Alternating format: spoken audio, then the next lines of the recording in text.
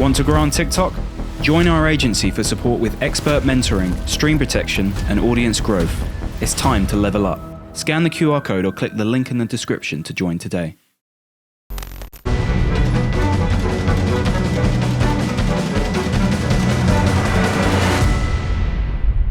Eamon Khan here for Seconds Out with Liam. So, Liam, first of all, good to see you here. Appreciate you being here and appreciate you giving me some of your time. What does bring you here, though? Yeah, obviously, I manage Frankie Stringer, he's on the bill. Like I said before, I'd have probably been here anyway. Obviously, I'm a big fan, a big supporter, and a big friend of Tasha's. So, like I said, it's a big show in my home city. I'd have probably been here anyway, but I'm here with Frankie, and Frankie's on the bill. His first fight, a part of his deal with Boxer and Sky Sports. Small elephant in the room. I do want to address it. Obviously, the relationship between yourself and Ben Shalom, particularly. Have you had a chance to speak to him? Are you planning to speak to him at all? No, there's no issue. I think people are making more of it than what it is. I said my point, and it is what it is. We move on. Frankie Stinger's with Ben Shalom. I'm not with Ben. Frankie's got his own career. Boxer and Ben Shalom and Sky Sports are gonna do that. I've got the contract in front of me, so if Ben doesn't oblige by the contract, then it's down to me to step up and pull him on that. But Frankie is going to build a relationship with Ben. That's nothing to do with me. Boxing's your own person in boxing. I manage his career. I've got him with Boxer. It's down to Boxer to do their job with him now for the contract that was put in front of Frankie. Someone you have a great affinity with, Natasha Jonas. Look, she's made no secret that this is the climax of her career, and she wants to get that couple of big fights before she ends up hanging up the gloves. Habazin, do you feel that she's going to cause any problems at the weekend? I think she's a tough task for Tasha. I've said before, I said to the people I'm with. I think she has to be switched on, Tasha. I think she's got to be fit. Defend the titles in good fashion. Just forget the Lauren Price fight and forget everything else. You're home. She's in Liverpool. She's defending world titles. That should be enough to keep her switched on. And Tasha's owner switched on, beats every one of them. And I just think she needs to be switched on this weekend, so it's not a banana skin for her. What do you think would be the perfect sunset for her career? Beat Habazin the weekend, beat Lauren Price, and walk off into the sunset if you don't get, a chance at Katie Taylor again. I think she's been an absolute superstar for boxing, women's boxing, and whatever else. She's become numerous time world champion. She's carried herself class all the way through.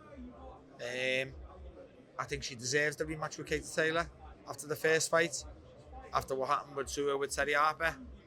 I think, to become world champion after the Katie Taylor fight and not get the Katie Taylor fight.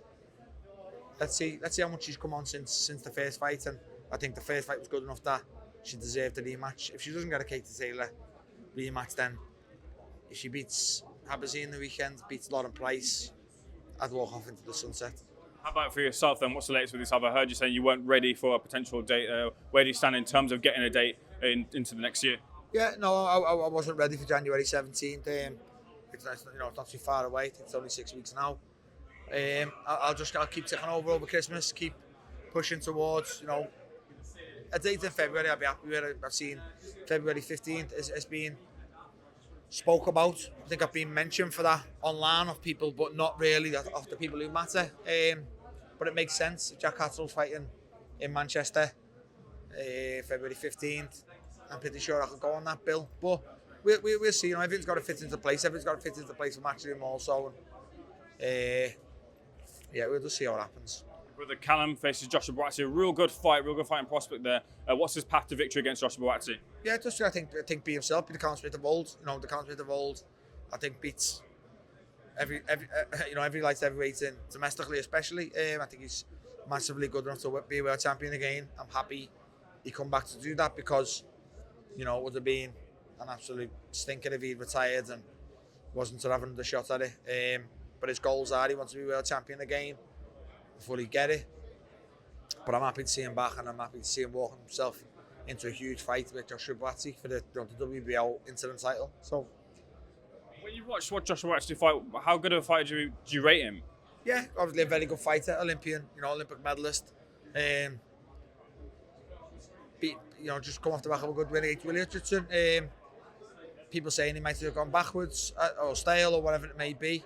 I stood next to him. He's a big lump. I didn't know he was as big as he was, but Callum's a huge light heavyweight also, and I think what works with Joshua Buatsi, Callum does very well, and I think It would be a great fight to watch for the fans. I think, you know, two of them orthodox fighters, don't really hold, love a bit of a fight inside also. But again, I think that might be Joshua Batsy's downfall. We've just got a few other things before I let you go. First of all, Eubank Jr., Conor Benn, we thought that would be the fight that we made, but it seems like publicly they're going separate directions. Do you feel like that's the case, or this is just kind of talk before they end up signing for the fight? I don't know. We'll see. We'll see what happens. But you know, they had a WWE fucking head-to-head in Saudi, and everyone thought the fight was done, and then it's not done again. But I don't know, mate. If they go the routes that's mentioned, then great. You know, I've got no arguments in that. If Conor fights Barrios and if Eubank fights Lara, then nobody can have a word to say about that. They're two world title fights, and it's two top fights for both of them. But if they're not fighting them fighters, then I'm bored of it. So people are going to get bored of it. Do you know what I mean? I'm a big boxing fan. People are going to get bored of the Ben and Eubank saga. But if they both fight for world titles, great. If they don't fight for world titles, fight each other. If not, then just sack it for a little bit until you really talk about it again. Do you think they both win those fights respectively? I think they can. I think Conor probably beats Barrios. Unless Lara ages overnight, which is always going to be the question now because he's 40 odd. I think Lara's still got too much about him for Eubank. Darren Till not fighting Tommy Fury, had some choice words about it. What's your thoughts on that and the potential opponent for Darren Till now? He's searching for him. Yeah, I don't know who they're going to get for Darren, but he's told he's still on the bill.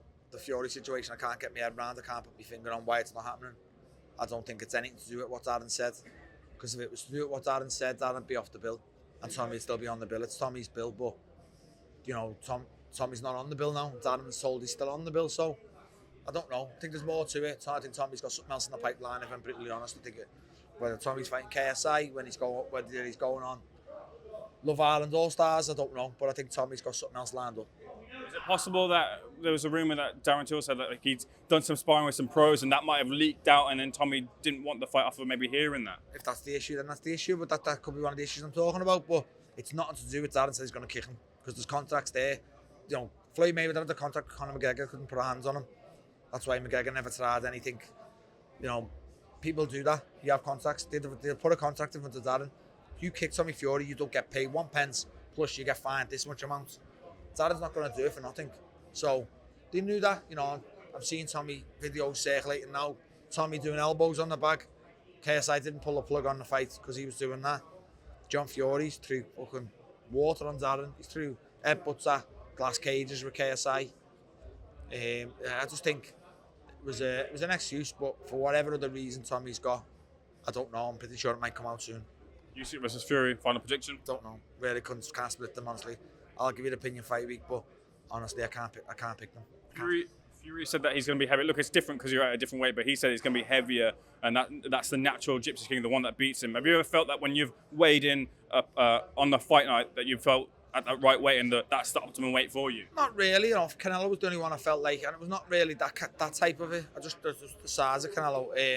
But I don't know because he was a lot heavier last time, but fought most of the fights on the back foot, Fury, and was doing very well doing so. So you never know with Tyson. That's always been one of Tyson's strengths. You never know what Tyson you're going to get. And look, Tyson can box on the back foot and beat Fury, and beat Uysk. He was close to doing so last time out. Tyson can swarm all over him and make it horrible, you know, make it not a good fight to watch, but get the win. We don't know. That's what Fury's had over the years. He's got a lot of different ways he can win. That's why it's what separates him from the rest. But I don't know. It'll be interesting to see how much the last fight took out of them all as well. Very last thing, Dubois Parker. Probably Dubois. You know, I think momentum and, you know, he's just beat Anthony Joshua, so his confidence will be through the roof. I hope Joseph Parker does it, and I'll never write Joseph Parker off because his comeback and the wins he's had. But, you know, you're asking me opinion, I think maybe Dubois. Pleasure. Thank you so much.